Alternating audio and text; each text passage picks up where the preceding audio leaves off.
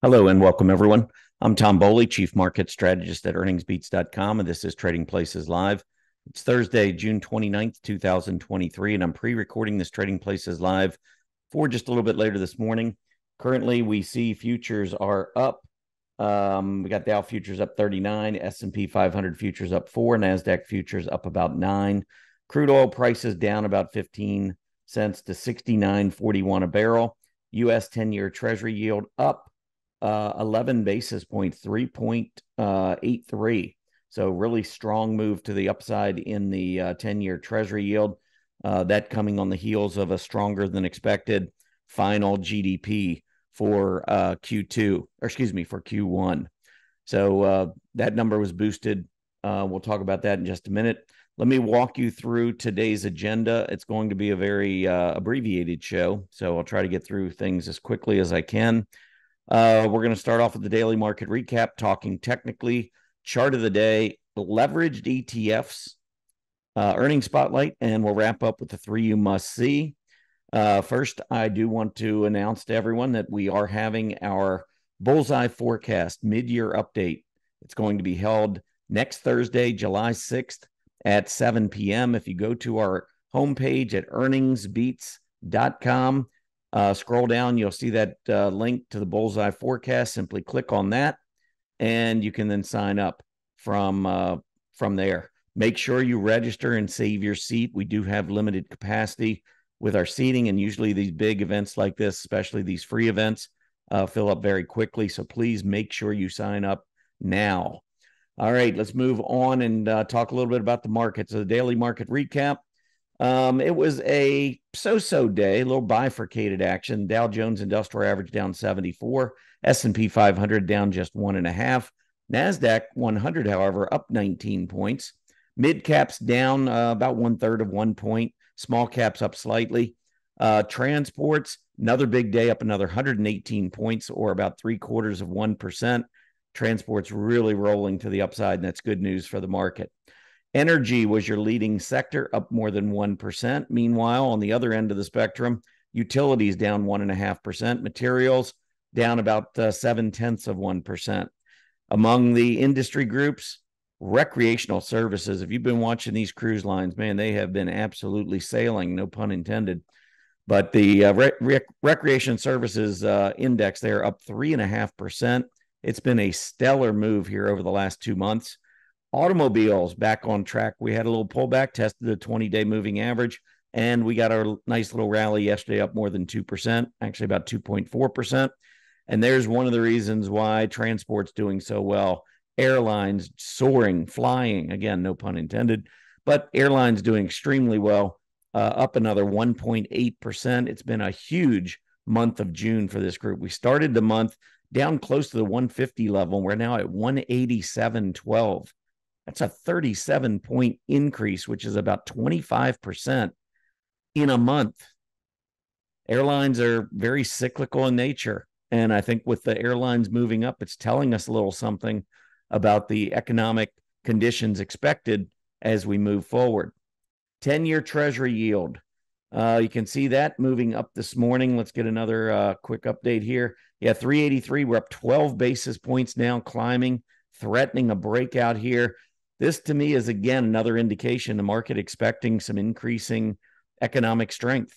We got a lot of folks selling bonds. We'll see if that results in them moving into stocks, but the selling of the bonds is what's driving the yield higher. Prices of the bonds and the yields move inversely at all times, always a 100% inverse relationship. So when you see the yield moving up like this, that means bond prices are going down. Folks are selling. Moving on to the talking technically, S&P 500 had broken out above 4,300 being the big level, 4,305 from back in August of 2022. Went back down, got close to testing that level. Now we're on the way back up. I think we're between, let's call it 4,305 to the downside and about 4,450 to the upside. NASDAQ 100, same thing, moving up, pulling back, holding the 20-day. I'm going to continue to watch to see if that 20-day holds. IWM tracking the Russell 2000. Big breakout here above this consolidation zone, which was at about 179. Also, after we broke above it, we pulled back, held it, and then moved back up through about 180, 175. So let's just call it 179 to 182, really good support from a price perspective. You've got gap support at 177.50. You've got the 50-day moving average at 178. So you got a lot of support between about 177.50 and maybe close to 182. I think the IWM is bouncing here for good, back above the 20-day moving average. We'll see if it holds. But as long as it continues to trade above the 20-day, I really like this group right now, small caps. Transports, been talking about the transports ever since they made the breakout back above the 14.5 level. They just keep moving up. 15.411 was the close yesterday. It certainly seems like we're heading up to challenge that February high there. All right. Again, I'm going to do the chart of the day, but I do want to remind everyone that you can go in to check out the Bullseye forecast. If for whatever reason that doesn't interest you, you can still sign up for our Earnings Beats Digest. If you like the chart of the day, you like the things we talk about, I try to make it very educational. If you think that it's helping in your trading or could help, sign up, name, email address. That's all it takes. No credit card required. You can unsubscribe at any time. It is published 3 times a week, Mondays, Wednesdays, Fridays. We try to get it out by about 8:30 in the morning. So you should have everything ready to go and in your inbox before the market opens. That's our goal anyway. And I think we do it most days. I like to focus on things that are really important to us: earnings, relative strength, gaps, candlesticks, sentiment, you name it. I mean, I think we've done a tremendous job with market guidance, but we also do a lot of market research and market education. And all of that comes through in the EBD. So again, go over to earningsbeats.com, scroll down, make sure you get signed up if you're not already. And when we do have these free events, you really don't have to register. I think it's a good thing, but we're always sending, actually, I shouldn't say that. You don't have to register if you're a member of Earnings Beats, because we will make sure you get room instructions so that you can attend. If you're on the EB Digest, still is very helpful to make sure you register to save your seat. But normally we're going to reach out for a lot of our free events. We'll reach out to anyone who has signed up for the EB Digest newsletter. So that's another reason to make sure that you are set up there. All right, let's keep moving. Let's take a look at the chart of the day. That is going to be General Mills. So General Mills GIS, you can see, first of all, let me get you a different chart. Let's go with the relative chart here. So it's in the food products area. You can see it was up above 91 back in mid-May. Yesterday had an awful day, falling back to 76 and change. Looks to me like we're probably heading back for these lows. I wouldn't be surprised to see the low 70s coming. And so AD line rolling over here with the price action. This is all not very good. You can see the failures at the 20-day moving average. This is the signs of a downtrending stock. So I would just be out of a stock like GIS. I think there's a mixed, I look at a chart like this, I have mixed feelings. Obviously, GIS, I'm not a fan of. The stock has not been a very good performer relative to the food products group. It's been going down rather substantially over the last 6 weeks or so. And look at the group itself, food products relative to the S&P 500. It's been horrible, moving down to 52-week lows. So the food products group is not where you want to be. And that all is bad news for those who want to be in the defensive areas. But if you're somebody who wants to see the stock market go higher, this is a great development, because you want the market going higher and you want defensive stocks lagging. You want the market being driven to the upside by the aggressive groups, not the defensive groups. And what this is telling us is that the defensive groups, or at least this one, food products group, is abysmal right now. It's horrible. And that is why money is rotating into many of these aggressive stocks, because the market, look at what I said about the 10-year Treasury yield, big move up today. One good thing, if there's no signs of inflation, or little signs, or signs of inflation slowing, obviously there were signs of inflation, but it is moderating. If that moderates with economic growth picking up, that's nirvana. Because if you can have growth without inflation pressures or with lessening inflation pressures, it takes the pressure off of the Fed to hike the short-term rates. And if the short-term rates eventually start coming back down, which I believe they will, and we see the 10-year Treasury yield moving up, that's going to start to correct the inverted yield that banks have had to deal with. Banks have been horrible performers because of the inverted yield. So that very likely could begin to change, and that will make things a lot better for the banking group, which is part of the finance sector. It's an aggressive sector, but it's not. We want to see it go long for the ride. We'd like to see banks perform better, but they're never going to be the leaders. When the market's going up and the economic conditions are strengthening, you're not going to see financials and industrials lead very often. It's mostly going to be the technology, consumer discretionary, and communication services areas. All right. So that's it for the chart of the day. Obviously, General Mills not looking very good there. Leveraged ETFs. So let's talk a little bit. If you go over to Direxion.com and you can just kind of scroll around, check out the website and all. I like to just click here on the leveraged and inverse ETFs. And if you scroll down, you'll see a list of ETFs you might not even be aware of. I don't know if you know that Apple has its own ETF.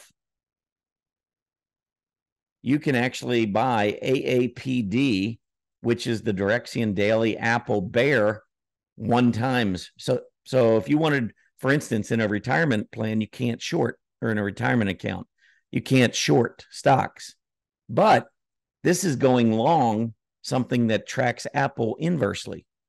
So you're actually buying you're not shorting, you're buying AAPD, but it's acting as an Apple short. So this is the type of investment that you can make in a retirement and short Apple, even though you're not allowed to short stocks. So you want to make sure you understand that these are out there. Also, look at AAPU.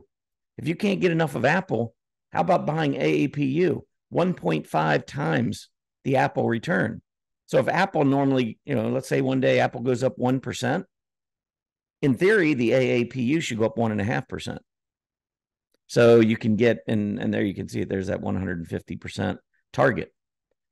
But that's one thing. Then I actually like some of these bull and bear 3 times ETFs to try and juice up my own personal returns. And I normally do that with either something like the market cap ETFs. Right now I'm in the TNA, which is the bullish small cap 3 times. It tracks the Russell 2000 or the IWM.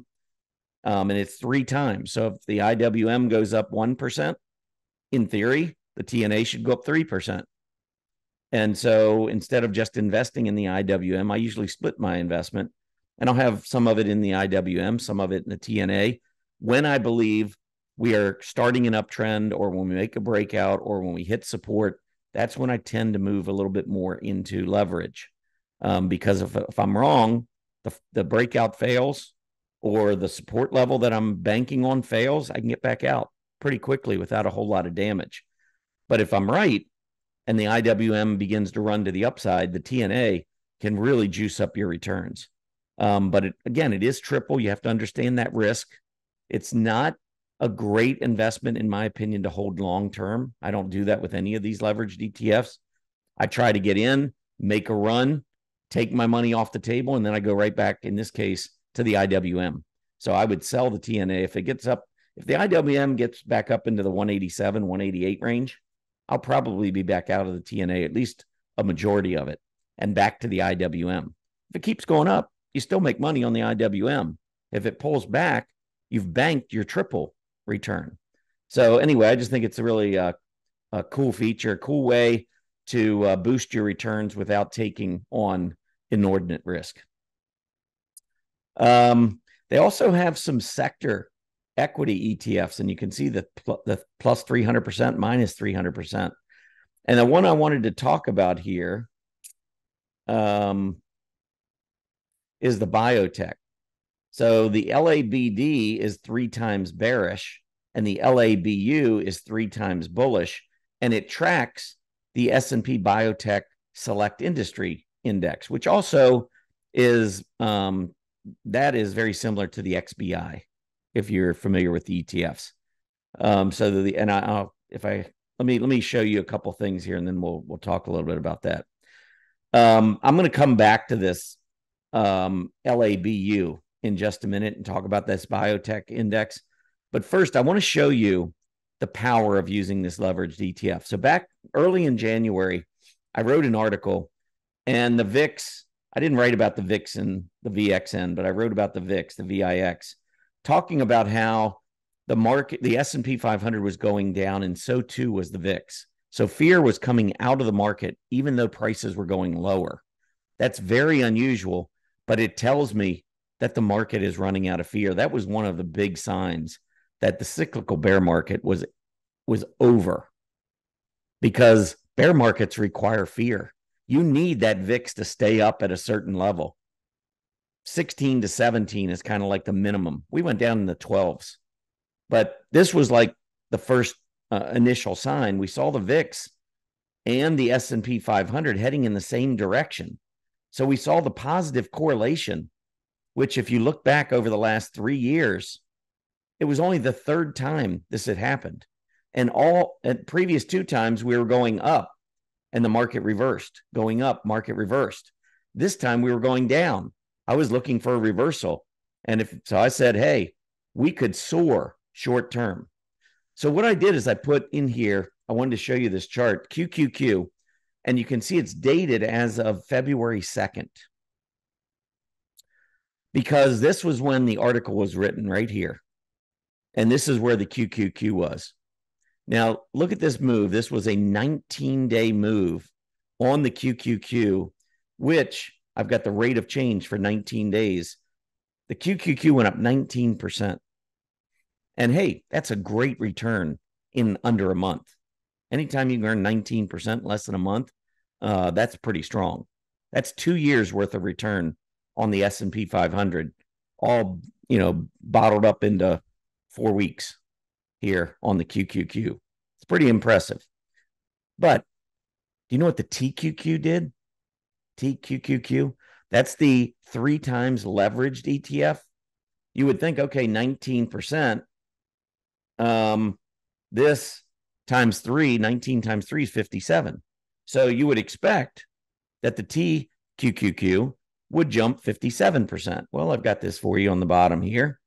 And right here, you can see 64.49%. That's one huge advantage to getting into leveraged ETFs before they make the move, or as they're starting to make a big move to the upside, because it's the compounding nature.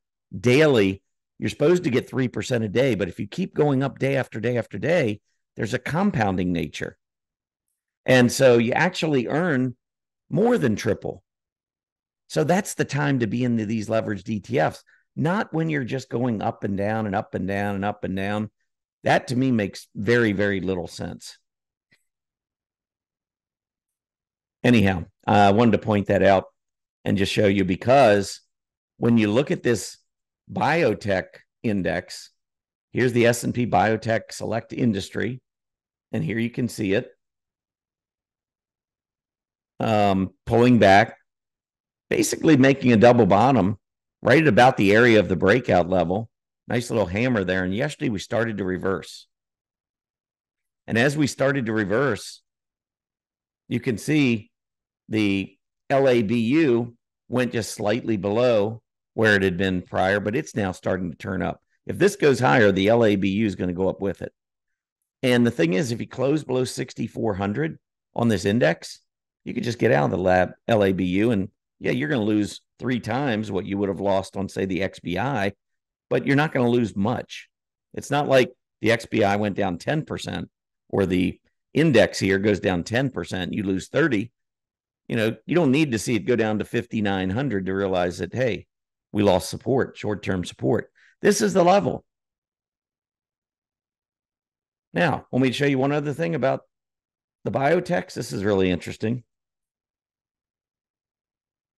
Seasonality. I want to pull this back 20 years. Look at this 1 month that kind of sticks out. It's July. Today's June 29th. We're getting ready to go into July. Here's the best by far seasonal month for biotechs. They're coming off support. Potentially, you could play a triple. Now, again, I can't take the risk for everybody. You have to be willing to accept the risk. I can't take that for you. But if you're willing to take some risk, it seems like this would be a great time to do it with the biotechs. All right, let's move on to Micron and our earnings spotlight. Had a few companies that reported. So let me pull these up for you. I'm just going to go through the simple summary and give you the pre-market. The market's getting ready to open. So let me go through these real quick. Micron up slightly. They did beat, but they posted a big loss, but it was better than expected. GIS, after losing yesterday, did report after the bell yesterday. And you can actually, they reported before the opening bell yesterday, which was part of the reason, big reason why we saw it down. So I probably shouldn't have pulled that one up because that already had the earnings reaction. Let's look at Paychex. Paychex up 3.4%. That's with earnings. Watch this 114 level. It looks like if we get through there, probably heading up to 117. Then we'll check that out from there. MKC, this is McCormick. They reported this morning down about 1.6%. It's been a really good performer in the consumer staples area. I think the 50-day moving average down around 89 would look pretty interesting on this one. MSM down 4%. You can see this one's been on fire. Anything back down around where it's trading right now, 92, I think looks pretty interesting there. AYI, MSM did miss by a penny, by the way, and Paychex missed by a penny. All the others have beaten that I've talked about. Acuity Brands beat 375 versus 362 in earnings, but the stock is down 3%. It's really not been performing well. I don't ask questions when a stock's underperforming. I think it's just in this area, this range, 150 to 170 for now. All right, three you must see. Going to start off first with Hershey's. Another one in that food products group. AD line had been strong, but you can see again, food products very weak. And yesterday, Hershey breaks down to a multi-month low. Not liking that. SJM, this is SJ Smucker, another food product company. You can see this one relative to food products not doing very well, kind of lagging since March and on the verge of a major breakdown. Support around 144 has been very strong. Look at it today, just open and not looking great there. And then the last one I have for you is Conagra. Conagra Brands, another food product company, a horrible performer relative to the group. And the group's been awful. This is not the kind of stock I want to be involved with. We do have 1 year support just below $32, maybe around 31.5 or so. I think that's where we're heading here. All right, that's it for me. Again, I do want to just let everybody know we have the Bullseye Forecast mid-year update next Thursday at 7 p.m. Eastern, 4 p.m. Pacific. Registration is open. You do want to go in and save your seat. Make sure you click on that, save your seat, and I hope to see you there. Have a great day, everybody. Happy trading.